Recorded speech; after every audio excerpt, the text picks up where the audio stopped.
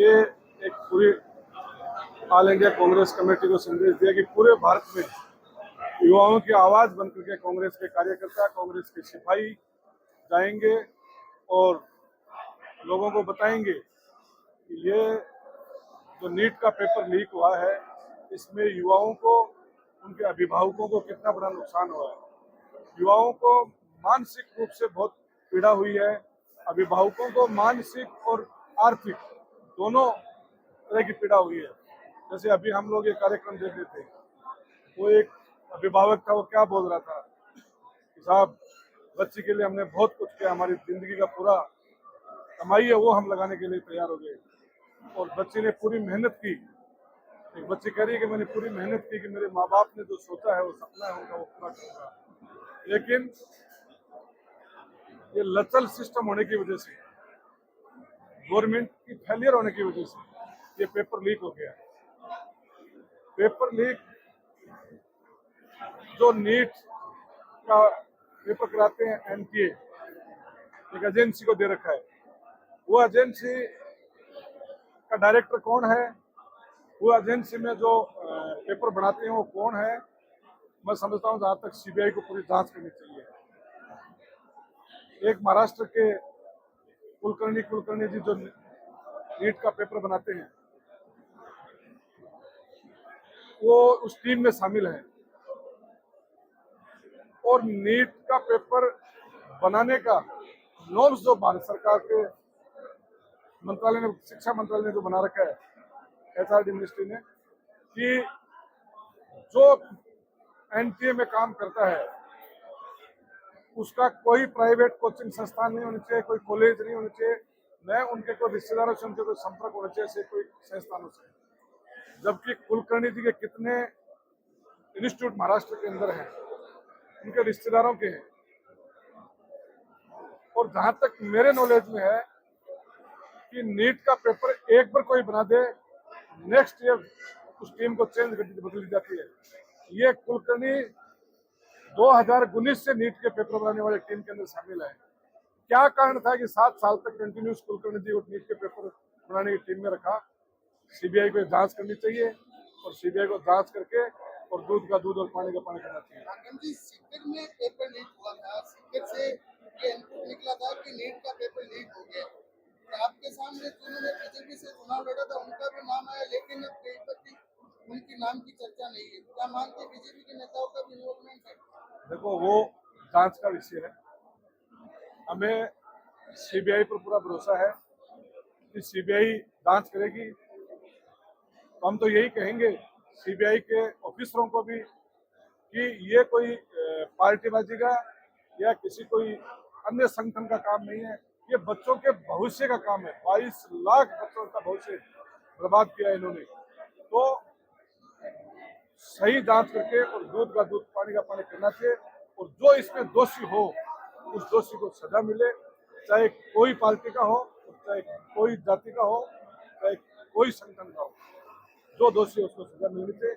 CBI जांच। सरकार का ध्यान पेपर कराने को भी एमपी गिरी पे क्या कहेंगे?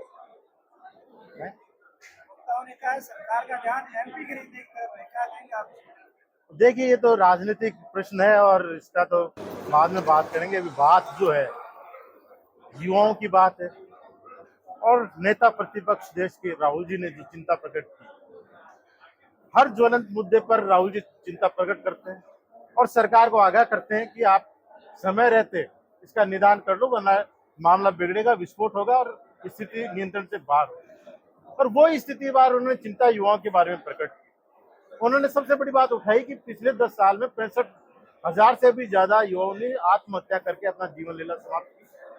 तो शोध का विषय ये होना चाहिए कि 65,000 युवाओं ने अपनी आत्महत्या क्यों की, उसके पीछे शोध होना चाहिए। नहीं कि शोध इस बात पे होना चाहिए कि गाँव से कैसे करें, उससे कैसे करें। शोध इस बात पे होना चाहिए कि 65,000 युवाओं ने क्यों आत्महत्या की, उसके क्या कारण थे। उन्होंने चिंता इस बात से प्रकट की कि जब यूपीए मनमोहन सिंह जी की सरकार थी उस समय 4.7% शिक्षा का बजट खर्च हो रहा था, यानी 100 रुपए में से 4 रुपए 70 पैसे शिक्षा पे खर्च हो रहे। आज कम होते होते 2.4% शिक्षा का बजट क्यों आ गया, लगभग आधा क्यों हो गया, चिंता उस पे। आप सीमेंट कंक्रीट से आप भारत का निर्माण मत करिए, आप पत्थर के जाल से भारत का निर्माण मत कीजिए। उन्होंने कहा आप निर्माण कीजिए युवाओं से, ये देश का भविष्य, इनसे आप देश का निर्माण कीजिए। इनको आप क्या प्लेटफॉर्म उपलब्ध कर रहे हैं, इनके लिए क्या कर रहे हैं। उन्होंने चिंता जाहिर की कि अगर शिक्षा का बजट ऐसे कम होता रहा तो सरकारी जो शिक्षा तंत्र है वो पूरी तरह से भट्टा बैठ जाएगा। क्या कारण था कि जो सरकारी स्कूलों में नामांकन 71% था वो घट के 50% से भी नीचे आ गया, 48.56% के करीब आ गया। ये क्यों हो गया? आज कॉलेज 80% कॉलेज सरकारी हैं, निजी हैं, प्राइवेट है, सिर्फ 20% कॉलेज सरकारी बच्चे हैं। ये कारण क्या हो गए? कैसे इतनी महंगी शिक्षा आम आदमी पढ़ाएगा? इस पे चिंता कीजिए। उन्होंने बात करी कि शिक्षा का जो ढांचा है, जो इंफ्रास्ट्रक्चर है, उसको कैसे मजबूत करोगे आप? उसके इंफ्रास्ट्रक्चर को मजबूत करने की बात करो। आज जो है 95,600 से ज्यादा वो विद्यालय है जहाँ बालिकाओं के लिए शौचालय नहीं है, जबकि स्वच्छ भारत अभियान पूरे देश में चल रहा है। उन्होंने चिंता प्रकट की कि स्कूलों की हालत ये हो गई कि 65,400 स्कूलों के जो शौचालय है वो इस स्थिति में आ गए कि वो यूज नहीं आ रहे हैं। उनकी चिंता करो, उनको कैसे आप करो। भवनों की बहुत बड़ी कमी है, आज बहुत बड़ी भवनों की कमी है, उसकी आप चिंता करो। उसके लिए आप क्या कर रहे हो? उन्होंने ये दर्शाया। उन्होंने जर्जर भवनों की बात की। उन्होंने बात करी कि युवा कैसे नौकरी में जाए। अभी क्लिपिंग के माध्यम से हमने देखा कि उनको अवसर ही नहीं है। कि आज जो सरकारी गवर्नमेंट के जो आंकड़े हैं उससे है कि 100 में से 297 यानी अप्रोक्स 30%, 300 युवा तो वो हैं जिनको जॉब किसी तरह की नहीं मिल रही है, किसी तरह की नहीं मिल रही है। और जो 700 है उसमें भी वो जॉब मिल रही है जो सिर्फ और सिर्फ बेसिक जो 265 रुपया जो मिनिमम है उसमें वो कैसे 5-6-7 हजार। सिक्योर जॉब सिर्फ 1,000 में से 12 जो सरकारी आंकड़ा है वो निकल के आ रहा है। उसके लिए सरकार क्या प्रयास करेंगे? चिंता वो करने की जरूरत है। उसके लिए सरकार बात नहीं कर रही, उसके लिए प्रयास नहीं करा जाए, उनके बजट कम किए जा रहे हैं। और दूसरी तरफ जो नीट की बात हुई उठाई हुई कि नीट का पेपर 2024 से लीक हुआ और सबको पता है 2024 में लीक हुआ, बड़े पैमाने पर लीक हुआ, बड़े पैमाने पर परीक्षाएं रद्द हुई समय पर। उस समय सिर्फ सिलेक्टेड रद्द की कि जहां उनको इनपुट मिला कि यहाँ लीक है उस परीक्षा को रद्द किया, जिस सेंटर पे लीक की सूचना मिली उसको रद्द किया। पर पूरे तहकीकात करके गर्भ तक नहीं गए कि इसका जड़ कहाँ है, जड़ तक पहुंचने का काम नहीं किया। नतीजा हुआ कि 2025 में भी वही चीज हुई और 2026 में भी वही बात। 2026 में जब फिर बात हुई तो इस बार आपको पता है कि राहुल जी और पूरे कांग्रेस पार्टी ने इस प्रकार का मुद्दा उठाया धरना प्रदर्शन में। और जब सुप्रीम कोर्ट तक बात की तो सुप्रीम कोर्ट ने सीधा सरकार से कहा कि आप इसके लिए क्या कर रहे हैं, क्या ये रद्द कर रहे हैं कि नहीं कर रहे, तो एफआईआर दर्ज करें। 15 दिन के बाद एफआईआर दर्ज हुई कोर्ट के दबाव में और उसके बाद में कार्य। तो ये मेन मुद्दे हैं, ये युवाओं की जो बात है उसके लिए आज पूरे जो पिछले एक सप्ताह से पूरे राजस्थान में इस तरह की प्रेस वार्ताएं हो रही है और अब पूरे देश में अलग अलग जगह प्रेस वार्ता के माध्यम से किया जा रहा है। अपने राहुल जी कसवा को मेरठ का इंचार्ज बनाया, वो वहां प्रेस करा। तो इसके माध्यम से लोगों तक बात पहुंचे कि आज चिंता युवाओं के भविष्य की करने की जरूरत है, जबकि आप चिंता कर रहे हो कि कैसे हम जनता ने 400 नहीं दिए, हम कैसे 400 हम लोकसभा में हुए। आप चिंता उसकी कर रहे हो, आप उसके लिए लग रहे हो। आपको ये नहीं बात है कि नवनिर्माण देश का कहां से होता है। इस बिंदु पर आज बहुत से ऐसे ज्वलंत मुद्दे हैं। आज कोचिंग की उन्होंने बात की। कोचिंग का जो बहुत बड़ा मुद्दा है कि कोचिंग का जो सर्वे निकल गया है कि 1,32,000 करोड़ 132 लाख करोड़ जो है वो पूरा कोचिंग का जो है वो रेवेन्यू है। उसके मुकाबले 1,40 लाख सरकार का जो शिक्षा का बजट है ऑलमोस्ट बराबर, वो एक ही चीज है। बाकी और कितना बजट कैसे उसके लिए कर। तो सरकार कैसे जो गरीब का बच्चा है, मजदूर का बच्चा है, आम आदमी को परीक्षा, उसके लिए कैसे सोचे कि उसका बच्चा कैसे कंपटीशन के में आए। जरूरी थोड़ी है कि वो सिर्फ अपनी जमीन गिरवी रख के बच्चे को कोचिंग कराए, अपने बीवी के गहने बेच के कोचिंग कराए। जरूरत इस बात की है कि उसको सरकार प्लेटफॉर्म करे, उसका बच्चा भी कोचिंग करे, उसको भी सीखे, ये जरूरत नहीं है। और वो तब होगा कि जब सरकार अपने में, उसके लिए जरूरी है कि सरकार शिक्षा का बजट बताए, युवाओं के लिए आगे आए, तब ये सब होगा। पहले भी कई वर्षों से होते आए हैं, बीजेपी के आरोप भी लगाती रही है, पहले पेपर लीक हुए, कांग्रेस पर आरोप लगाती रही है, तो अब भी पेपर लीक हो रहे हैं, उनको दोनों को कैसे डिफरेंस देखते हैं आप? बिल्कुल सही बात है। और आपने क्या कोचिंग पिछले 10 साल में 23 राष्ट्रीय स्तर की परीक्षा हुई, जो नीट जैसी राष्ट्रीय परीक्षा है, 23 बड़े पेपर लीक हुए हैं और 90 राज्य स्तरों पर लीक हुए, चाहे राजस्थान भी उसमें शामिल है। तो ये कोई छोटा आंकड़ा नहीं है।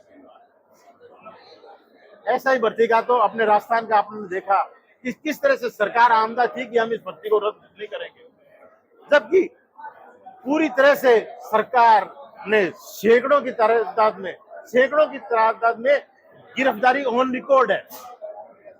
इसके अलावा पूछताछ की हुई है। सैकड़ों की तादाद में वो सिलेक्शन वाले लड़के हैं कि जिनका उन्होंने कैंसिल कर दिया कि इन्होंने परीक्षा जो है वो बेईमानी करके, चीटिंग करके, नकल करके पेपर खरीद के करी है। उसके बावजूद भी सरकार ने कैंसिल नहीं किया और उन्होंने कह दिया कि हम नहीं करेंगे। लास्ट में कोर्ट ने ये कहा कि नहीं, आपको रद्द करनी पड़ेगी। जब उन्होंने फाइनल डिसीजन दिया तब रद्द करी। तो ये कोई एक देश की नहीं, प्रदेश की नहीं, पूरे देश की समस्या है कि पूरे देश में इस तरह की 90 परीक्षाएं हुई है और राष्ट्रीय लेवल की जो परीक्षाएं हैं वो 23 पिछले 10 सालों में जो है इस तरह के जो रद्द हुई है। कोचिंग की अगर बात करें तो सबसे ज्यादा कोचिंग जो है संस्थान वो राजस्थान में खरीद हुए हैं, वो कांग्रेस की सरकार के दौरान हुए और उस समय ये पेपर लीक के मामले ज्यादा है। देखिए, कोचिंग राजस्थान नहीं, पूरे देश में कोचिंग संस्थान है। दिल्ली बहुत बड़ा कोचिंग का हब है। तो राजस्थान की बात करें, राजस्थान में कोटा में शुरुआत कोचिंग से हुई, उसके बाद आज सीकर है। कोचिंग धीरे धीरे ऐसा मकड़जाल फंसता जा रहा है, उसमें युवा फंसता जा रहा है। आज कोटा में अकेले में लाखों स्टूडेंट है, सीकर में लाखों की तादाद में, क्या सबका सिलेक्शन हो रहा है उनका? बाकी बच्चे पैसा कहाँ से ला रहे हैं, उनके माँ बाप कहाँ से ला रहे हैं? वो या तो कर्जा ले रहे हैं कहीं से, या अपनी जमीन गिरवी कर रहे हैं, उसके बदले उनको कर्जा मिल रहा है, या अपने घर की जमीन जायदाद बेच रहे हैं, गहने बेच रहे हैं परिवार, और उससे उनको पढ़ा रहे हैं। और अंत में मिल क्या रहा है उनको मिल रहा है बच्चे की टेंशन। बहुत से बच्चे आत्महत्याएं कर रहे हैं, उनको जॉब नहीं मिल रहा, वो डिप्रेशन में जा रहे हैं।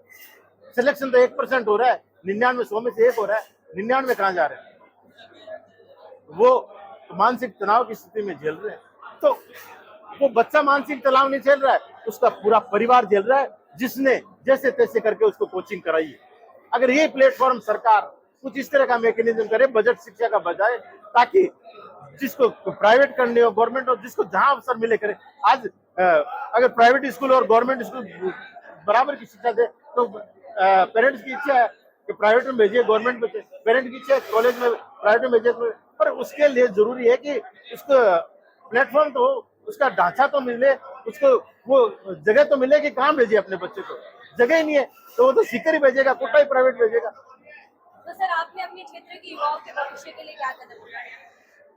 हमारा प्रयास तो यही रहा कि पिछला जो 2.5 साल की बात करें, हमने ये कोशिश की कि युवाओं को ज्यादा से ज्यादा लोकल स्तर पर शिक्षा कैसे मिले। हमने कॉलेज 1 से 4 किए। हमने पिछले बार 56 कॉलेज स्कूल जो है वो प्राइमरी या सेकेंडरी थे, अपर प्राइमरी थे, उनको सीनियर सेकेंडरी में कन्वर्ट किया। सुजानगढ़ में 6 सिर्फ सीनियर सेकेंडरी थे, हमने पिछले 2 साल में 12 किए। जब पिछले 15 विधानसभा की बात कर रहा हूँ, 6 सुजानगढ़ में सीनियर स्कूल थे, डबल करके हमने 12 किए।